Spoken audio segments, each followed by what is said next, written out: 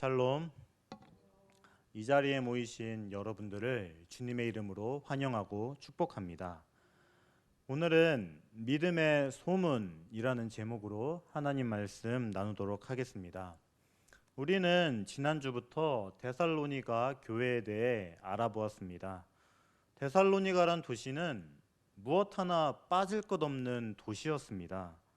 지리적 이점, 자연 경관, 인구수, 역사성, 자치권, 이 모든 것을 갖고 있던 곳이 바로 데살로니가였습니다. 그러나 이 화려한 겉모습과 동시에 어두운 부분 또한 있었습니다. 데살로니가는 방탕하고 음란한 문화가 만연했으며 신비 종교인 디오니소스 컬트, 카비루스 컬트의 영향을 많이 받고 있었습니다. 그러나 이렇게 타락한 도시에 교회가 세워졌습니다. 데살로니가 교회는 데살로니가에 있던 모임이나 공동체와 전혀 달랐습니다. 그들에겐 아버지가 하나님이었고 로마 황제가 아닌 예수 그리스도가 주였습니다. 게다가 그들에겐 믿음의 역사, 사랑의 수고, 소망의 인내가 나타났습니다. 그저 말뿐이 아닌 삶으로 나타나는 신앙이었습니다. 그리고 이 데살로니가를 향한 바울의 말은 계속되고 있습니다. 4절은 하나님의 사랑하심을 받은 형제들아 너희를 택하심을 아노라, 이렇게 나와 있습니다.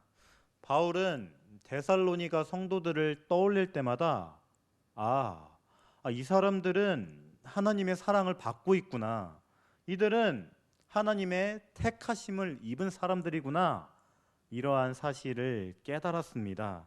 그래서 이들을 생각할 때마다 늘 감사하고 기뻐할 수 있었습니다. 바울에겐 그들이 형제였습니다. 그렇다면 바울은 왜 형제라고 표현했습니까? 그것은 바로 하나님 아버지께로부터 양자로 입양된 근거에, 사실에 근거합니다. 그렇기에 형제를 수식하는 하나님의 사랑하심을 받은 이러한 표현이 있는 것입니다. 또한 이 부분은 완료분사로 하나님의 사랑이 과거에서부터 시작되었음을 말해주고 있습니다. 사랑하는 성도님들, 하나님의 택하심은 언제부터 시작되었습니까? 에베소서 1장 4절 말씀을 보면 곧 창세전에 그리스도 안에서 우리를 택하사 우리를 사랑 안에서 그 앞에 거룩하고 흠이 없게 하시려고, 이렇게 나와 있습니다. 하나님의 사랑은 이 세상이 만들어지기 전부터 시작되었습니다. 하나님은 창세 전부터 우리를 사랑하셔서 자신의 자녀로 삼으셨던 것입니다. 우리가 어느 순간에 예수님을 믿게 되었을지라도 그 출발은 창세 전부터 시작되었습니다. 이 땅에서 믿음의 연륜이 1년이든 10년이든 20년이든 실제로 하나님이 우리를 마음에 품기 시작하신 것은 창세 전부터입니다.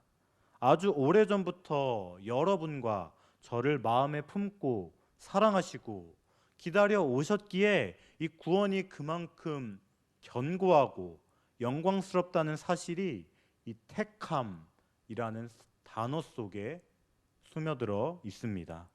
물론 이 택하심이란 완전히 숨겨져 있고 하나님의 비밀 속에서 작정하신 일입니다. 우리는 그 자체를 알 수는 없습니다. 그런데 바울은 자신 있게 아노라, 이렇게 표현하고 있습니다. 이에 대한 근거가 5절에서 나타나고 있습니다. 5절은 이는 우리의 복음이 너희에게 말로만 이른 것이 아니라 또한 능력과 성령과 큰 확신으로 된 것임이라. 우리가 너희 가운데서 너희를 위하여 어떤 사람이 된 것은 너희가 아는 바와 같으니라, 이렇게 나와 있습니다. 복음이 말로만 이른 것이 아니라 능력과 성령과 큰 확신으로 된 것임을 볼 때 너희 택하심을 안다고 말을 합니다. 복음이 이르렀습니다. 실제로는 바울이 데살로니가에서 복음을 전했지만 복음이 이른 것입니다. 이르렀다는 것은 수동태입니다. 수동태란 당하는 것입니다. 즉, 이 표현을 통해 이 일의 주체이신 하나님을 강조하고 있습니다. 하나님에 의해 복음이 데살로니가에 이른 것입니다. 그리고 뒤에 있는 문장은 말로만 이른 것이 아니라 능력과 성령과 큰 확신으로 된 것이라 말을 합니다. 복음이 말로만 끝나지 않았습니다. 하나님에 의해 이르렀기에 하나님의 능력이 나타났습니다. 생각해보면 대부분의 사람은 마음이 굳게 닫혀 있는 것만 같습니다. 왜냐하면 인간은 애초부터 죄라는 본성을 갖고 태어났기 때문입니다. 마음은 매우 단단하고 눈으로 보는 것 같지만 보지 못하고 귀로 듣는 것 같지만 깨닫지 못합니다. 그런데 이 예수님께서 니고데모에게 무엇이라 말씀하셨습니까? 사람이 거듭나지 않으면 하나님의 나라를 볼 수 없다고 이야기했습니다. 거듭나지 않으면 절대 보지 못하고 결코 깨닫지 못한다는 것입니다. 그러나 이 능력이 임하면 이야기는 달라집니다. 말씀이 들려오기 시작합니다. 사람의 말로만이 아니라 능력이 임할 때 듣는 사람은 마음 깊이 납득되고 자기 중심성을 벗어나 삶 전부를 하나님께 드리는 참된 믿음이 나타나는 것입니다. 그리고 이 복음은 성령으로 전해져야 합니다. 왜냐하면 이 능력은 성령의 능력이기 때문입니다. 그래서 하나님의 말씀을 성령의 검이라 불렀습니다. 성령께서 사용하시는 주된 무기가 바로 이 성경입니다. 성경은 그냥 책이 아닙니다. 감동적인 교훈이 많이 담겨 있는 그러한 책도 아닙니다. 성경은 하나님의 말씀이어서 성령의 손에 붙들리면 칼처럼 혼과 영과 및 골수와 관절을 찔러 쪼개어 우리의 삶에 진실한 변화를 일으킵니다. 예수님을 믿는 사람들의 삶을 가능하게 만드는 권능이 이 말씀으로부터 성령과 함께 나타나는 것입니다. 바울도 이 데살로니가 교회에 복음을 전했을 때 그러한 역사를 경험했던 것입니다. 하나님의 말씀이 말로만 전해지는 것이 아니라 능력과 성령이 그 말씀을 붙들어 사용한 것입니다. 성령께서 그 말씀을 검처럼 사용하셔서 악한 것을 패하고 세상의 욕망을 잘라내고 모태로부터 죄가 있는 우리에게서 그 죄의 미련들을 잘라내신 것입니다. 하나님의 능력은 우리를 강제하지 않으면서도 성결한 다짐과 결단으로 우리를 인도합니다. 바울은 데살로니가 성도들이 그 능력을 경험하고 느끼는 모습을 본 것입니다. 이렇게 하나님의 귀한 말씀이 능력과 성령 안에서 전달되기에 진실한 변화와 전인격적인 새로움이 빚어내는 이 역사가 나타난 것입니다. 또한 이 말씀은 확신으로 전해졌습니다. 물론 이 듣는 사람이 이 복음을 들으면서 확신이 드는 것은 매우 중요합니다. 그러나 이 동시에 복음을 전하는 자의 심령도 이 말씀이 이들에게 꼭 필요한 말씀이었구나, 이 복음이야말로 이들에게 필요한 핵심이었구나, 이러한 확신에 사로잡혀 있던 것입니다. 그렇다면 이 데살로니가 교인들이 택하신 하나님의 백성임을 어떻게 알 수 있었습니까? 복음이 말로만 이르지 않고 능력과 성령과 큰 확신과 함께 전해지는 것을 볼 때 알 수 있었던 것입니다. 그리고 6절은 또 너희는 많은 환난 가운데서 성령의 기쁨으로 말씀을 받아 우리와 주를 본받는 자가 되었으니 이렇게 나와 있습니다. 지금 데살로니가 교회는 어떠한 상황입니까? 바로 환난 가운데 있습니다. 그냥 환난이 아닙니다. 많은 환난 속에 있습니다. 데살로니가 성도들은 원래 아무런 문제가 없던 사람들이었습니다. 대다수가 경건한 헬라인들이었고 그 중에는 적지 않은 귀부인도 포함되어 있었습니다. 데살로니가라는 도시에 살고 있었던 혜택과 특권을 누렸던 사람들입니다. 그들의 삶 속에 고난이 없었다고는 말할 수 없지만 다른 사람들과 똑같은 고난이었을 것입니다. 그러나 그들에게 복음이 전해졌습니다. 데살로니가 교인들은 아버지가 하나님이 되셨고 주 예수 그리스도 안에 있게 되었습니다.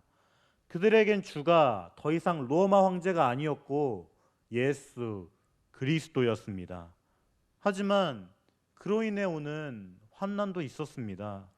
황제 숭배 사상이 만연했던 데살로니가 지역에서 황제를 주로 고백하지 않는 것은 보통 일이 아니었습니다. 어쩌면 목숨을 잃을 수도 있었습니다. 게다가 이 육체적인 위험만 있던 것은 아닙니다. 데살로니가 지역은 타락한 문화가 있었습니다. 방탕한 성문화, 폭력적인 연극 등 자극적인 요소들이 데살로니가 곳곳마다 스며들어 있었습니다.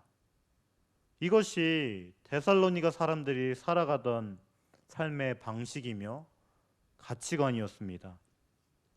데살로니가 교인들에게 이러한 환경은 얼마나 큰 유혹으로 다가왔겠습니까? 모태에서부터 이 죄를 가진 인간이 이러한 유혹에 얼마나 쉽게 넘어집니까? 어쩌면 나도 저렇게 살 수 있었는데 왜 나는 저렇게 살지 못할까? 이러한 생각이 끊임없이 들 수도 있었을 것입니다. 그럼에도 그들은 세상 풍조를 따르지 않았습니다. 예수님을 믿지 않았다면 받지 않아도 될 환난에도 성령의 기쁨으로 말씀을 받았습니다. 하나님의 말씀대로 살아가면 얼마나 큰 어려움이 따르는지를 알면서도 말씀을 받았습니다. 바울이 보았을 때 그러한 것을 보니 데살로니가 성도들은 그냥 믿는 것이 아니라 택함 받은 이 백성이라는 표가 드러났다는 것입니다. 많은 시련과 어려움이 있음에도 말씀을 받았던 그들은 우리와 주를 본받는 자가 되었습니다.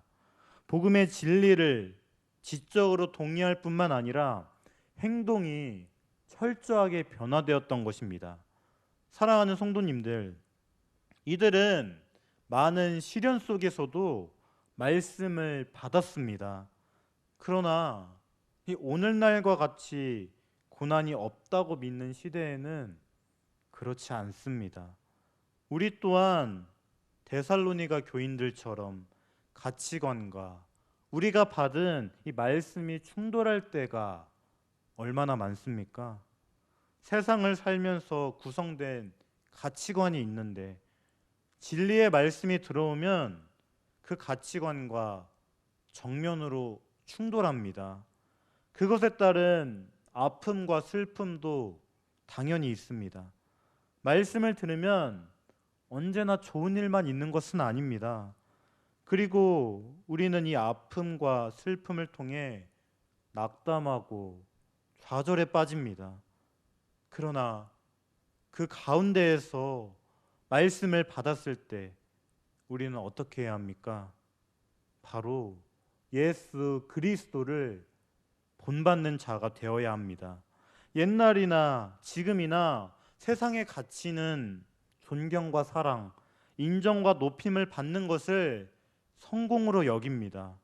그러나 하나님의 아들은 존경받고 높임받고 인정받으려고 이 땅에 오신 것이 아니었습니다. 예수님은 오히려 우리의 죄값을 대신 담당하시려고 십자가에 달려 죽기 위해 이 땅에 오셨습니다. 지극히 높은 분이셨지만 낮아지시고 겸손한 모습을 한 분이 바로 예수 그리스도였습니다. 그리고 이러한 모습을 본받는 교회가 데살로니가 교회였습니다. 그런데 이 데살로니가 교회는 이것으로 끝나지 않습니다. 7절은 그러므로 너희가 마게도냐와 아가야에 있는 모든 믿는 자의 본이 되었느니라, 이렇게 말해주고 있습니다. 데살로니가 성도는 본받는 자가 되었는데 이제는 본이 되는 사람이 되었습니다. 게다가 그 영역은 마게도냐와 아가야까지 영향을 끼칩니다.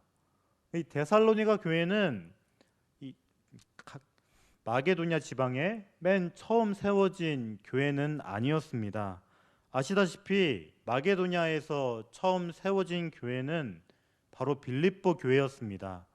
하지만 그들에게조차 이 데살로니가 교인들은 본이 될 수 있었습니다. 아마 이 데살로니가 교회의 이러한 평판은 지리적 특성 또한 큰 영향을 끼쳤을 것입니다. 데살로니가는 마게도냐 전체와 그 너머로 접근이 용이한 항구 도시였습니다. 게다가 이 도시는 마게도냐의 수도였습니다. 이 도시는 광활한 지역에 대한 정치적, 경제적 통제권을 행사했습니다. 데살로니가의 이러한 타고난 이점 때문에 복음은 사람들의 삶에 불을 지필 수 있었을 것입니다. 그러나 단순히 지리적 이점만이 데살로니가 교회가 다른 이들에게 본이 될 수 있었던 것은 아니었습니다. 어쩌면 복음이 우리에게 주는 이 귀한 복 중에 하나가 이러한 것일지 모르겠습니다.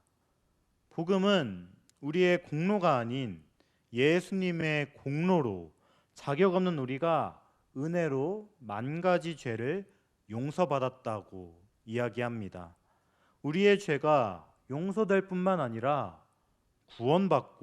구원받을 뿐만 아니라 예수님을 닮아가고 예수님을 닮을 뿐 아니라 누군가의 본이 되는 그러한 형용할 수 없는 존귀함이 우리의 구원 안에 있습니다. 우리가 예수님을 믿고 그분을 본받을 뿐만 아니라 누군가의 본이 되는 그러한 참된 복을 누리게 되는 것입니다. 소수의 특별한 사람들만이 아니라 교회에서 두드러진 사람만이 아니라 평범한 성도 누구나 본이 될 수 있는 영광이 있습니다. 그저 우리 죄를 용서해 주시고 지옥 형벌을 면하게 해주는 것으로 끝이 아닙니다. 구원과 함께 우리처럼 허물 많은 자가 누군가의 본이 되는 그러한 영광과 존귀함도 누리게 되는 것입니다. 이렇게 데살로니가 교회는 주와 사도들을 본받는 자였을 뿐만 아니라 본이 되어서 선한 영향력을 끼쳤습니다. 그리고 이 8절은 그것에 대한 구체적인 예를 보여줍니다. 8절은 주의 말씀이 너희에게로부터 마게도냐와 아가야에만 들릴 뿐 아니라 하나님을 향하는 너희 믿음의 소문이 각처에 퍼졌으므로 우리는 아무 말도 할 것이 없노라. 아멘. 이렇게 말씀하고 있습니다. 8절의 후반부는 정말 이상한 말을 하고 있습니다. 바울을 비롯한 선교사들은 말로 복음을 전하는 자들 아니겠습니까? 그런데 아무런 말도 할 것이 없다고 말합니다. 왜 그렇습니까? 그것은 바로 데살로니가 성도들이 믿음의 보여주었기 때문입니다. 그리고 그 믿음의 본은 두 가지로 나눌 수 있습니다. 첫 번째는 주의 말씀이 그들로부터 시작해서 그들 안에만 머물러 있지 않고 마게도냐와 아가야까지 들리게 한 것입니다. 데살로니가 성도들은 하나님의 말씀을 자기들만 듣는 것으로 끝내지 않고 마게도냐와 아가야까지 흘러가게 했습니다. 또한 이 들리다에 사용된 헬라어 엑세케오는 이 신약 다른 곳 어떠한 곳에서도 찾을 수 없는 단어입니다. 그리고 이 단어는 에코라는 메아리, 소리를 의미하는 말에서 유래했으며 소리가 퍼지다, 울리다, 울려 퍼지다, 우렁차게 울리다 이러한 뜻을 갖고 있습니다. 이것을 통해 데살로니가 교인들은 울려 퍼지는 소리를 내며 복음을 전한 것을 알 수 있습니다. 헬라의 언덕과 골짜기에 우렁차게 울려 퍼진 것입니다. 그렇다면 데살로니가 교인들이 우렁차고 힘차게 복음을 선포했기에 이러한 효과가 나타난 것입니까? 물론 그러한 요인도 어느 정도 있을 것입니다. 그러나 성경은 특별합니다. 성경 말씀은 사람들의 일반적인 생각이나 말이 아닙니다. 하나님의 말씀은 좌우에 날선 칼과 같이 힘이 있고 능력이 있어서 우리가 예측하거나 상상할 수 없는 일을 만들어냅니다. 그래서 은혜 받고 깨달은 말씀이 데살로니가 교회 안에만 있지 않고 거기로부터 마게도냐와 아가야까지 영향을 끼칠 수 있었던 것입니다. 그리고 데살로니가 교회가 본이 될 수 있었던 두 번째 이유는 바로 믿음의 소문입니다. 소문이 갖는 영향력은 굉장합니다. 소문으로 높은 위치에 있던 사람은 한순간에 저 밑바닥으로 떨어지게 되는 경우를 많이 보게 됩니다. 물론 반대의 경우도 많이 있습니다. 소문은 굉장히 빠르고 강력한 능력이 있어서 전하는 자들이 전할 필요가 없을 만큼 사람들을 설득하는 역할을 합니다. 그리고 이 데살로니가 교회의 소문은 믿음의 소문이었습니다. 믿음이 아주 대단했기에 인근 지역 많은 사람들의 입에서 화자된 것입니다. 그렇다면 이 데살로니가 성도들의 이 믿음의 소문은 무엇이었습니까? 9절은 그들이 우리에 대하여 스스로 말하기를 우리가 어떻게 너희 가운데에 들어갔는지와 너희가 어떻게 우상을 버리고 하나님께로 돌아와서 살아계시고 참되신 하나님을 섬기는지와 이렇게 말해주고 있습니다. 주목할 정도로 큰 인상을 준 것은 바울 일행이 데살로니가인들을 처음 만났을 때 그들이 보여준 환영이었습니다. 그러나 이것은 시작에 불과합니다. 9절은 계속해서 너희가 어떻게 우상을 버리고 하나님께로 돌아왔는지를 말을 합니다. 데살로니가 성도들은 우상으로부터 돌이켜 하나님께로 돌아왔습니다. 믿음은 우상으로부터 돌이켜 하나님을 향하는 것으로 시작합니다. 이 둘 중에 어느 것 하나도 빠질 수 없습니다. 복음은 우리가 그냥 예수님을 믿기만 하면 된다 이렇게 말해주지 않습니다. 돌이키는 과정이 있어야 합니다. 죄악된 과거의 삶에서 돌이켜야 하는 것입니다. 자신이 살아온 이 삶의 방식에서 돌아서는 것입니다. 사람에게 보일 수 없던 어둠을 떠나 빛으로 돌이키는 것입니다. 이러한 돌아오는 과정 없이 그냥 결심만 한다면 믿음이 되는 것은 아닙니다. 그것은 합당한 믿음이 아닙니다. 어느 순간 자신이 살아온 방식을 벗어나 길을 멈추고 다른 길을 선택하는 돌이킴이 없다면 진실한 믿음이 아닙니다. 삶의 방향을 바꾸지 않는 돌이킴은 없습니다.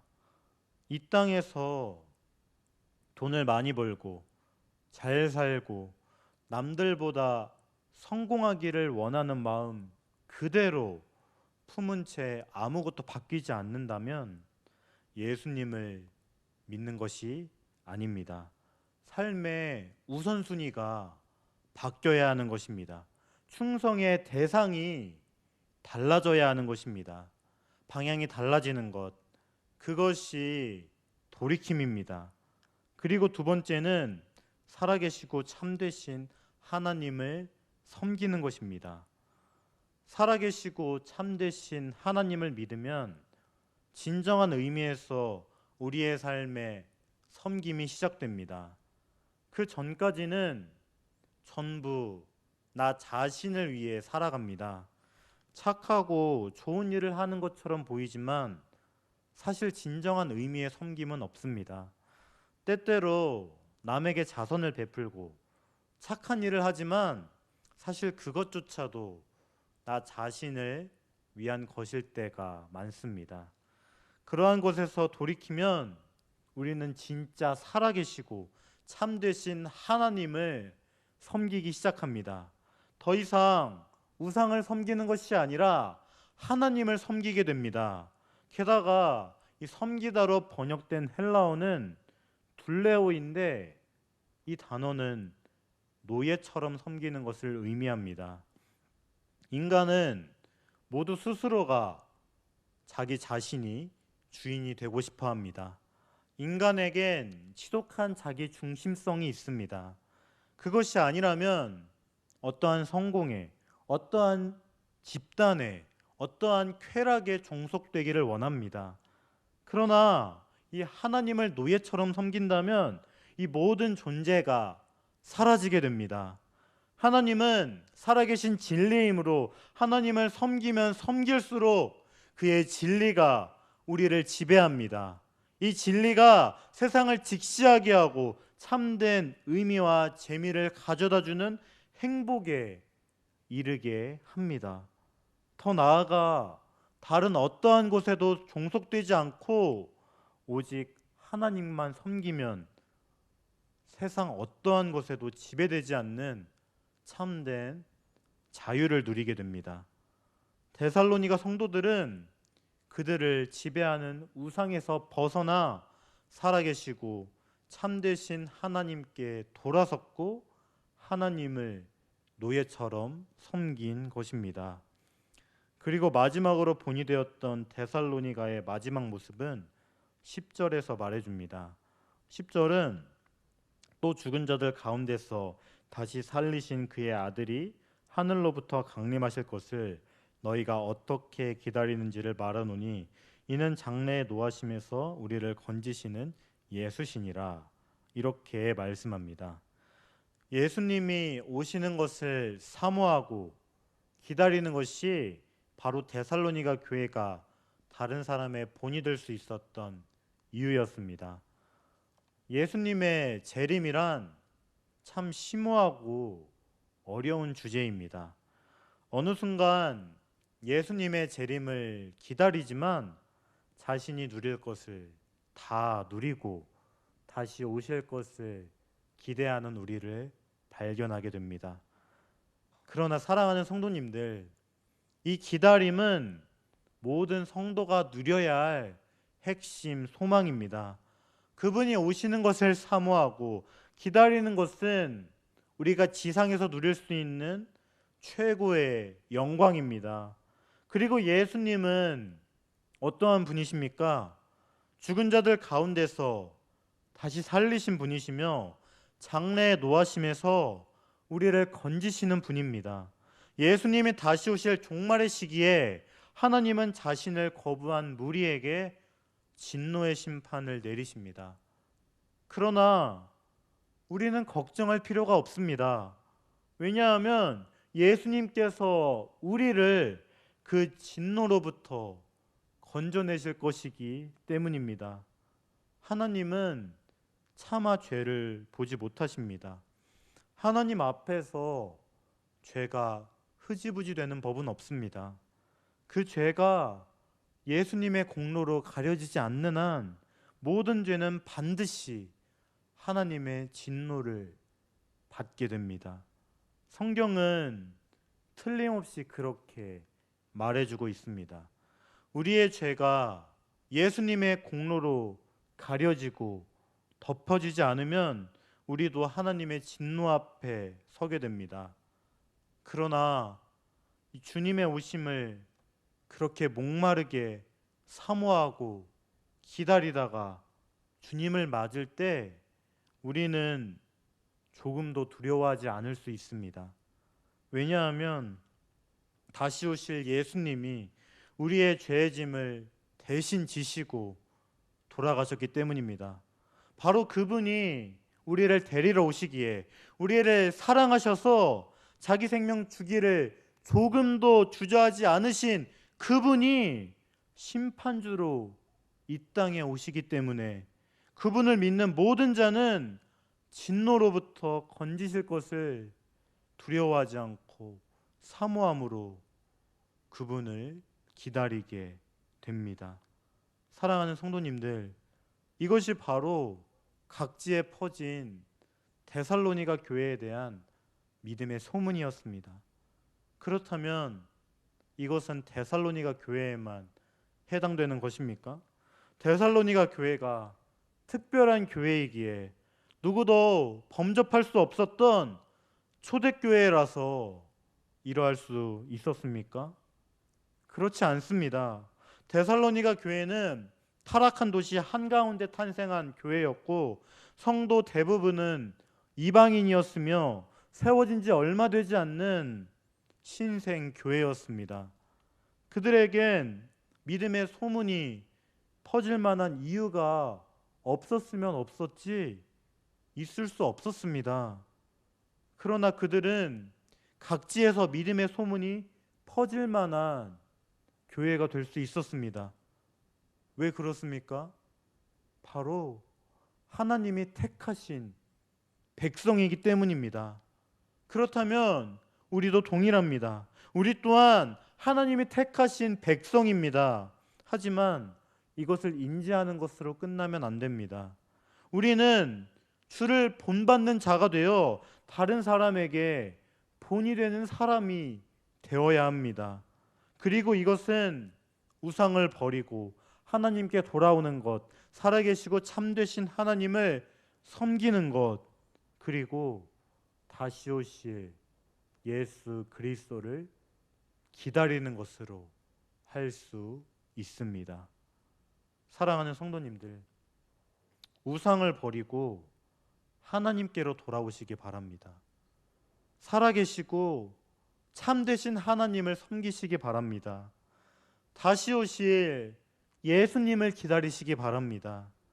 그래서 본이 되는 교회를 꿈꾸시기 바랍니다.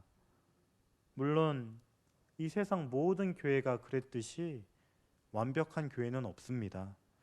오늘 말씀에 나오는 데살로니가 교회 역시 그랬습니다. 그들 안에도 잘못된 신학, 분쟁, 다툼이 있었습니다. 바울도 이 사실을 분명히 알고 있었습니다. 그럼에도 바울은 데살로니가 교회를 보며 본이 되는 교회라고 말을 합니다.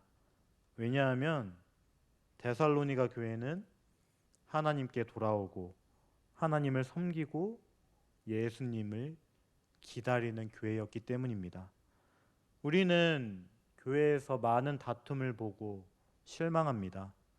매주 새로운 문제로 인해 조용한 날이 없는 그런 것이 바로 오늘날의 교회입니다. 그럼에도 오늘 말씀은 우리에게 믿음의 소문이 나는 교회가 되라고 도전합니다.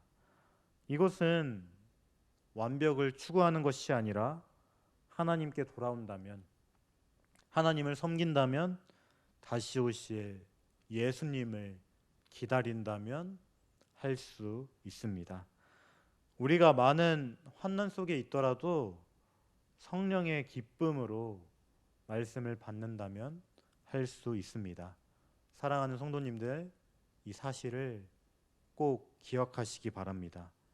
그래서 믿음의 소문이 널리 퍼지는 교회를 세워가시는 성도님들이 되기를 주님의 이름으로 간절히 축복합니다. 지금 이 시간 잠깐 말씀을 놓고 기도하겠습니다. 우리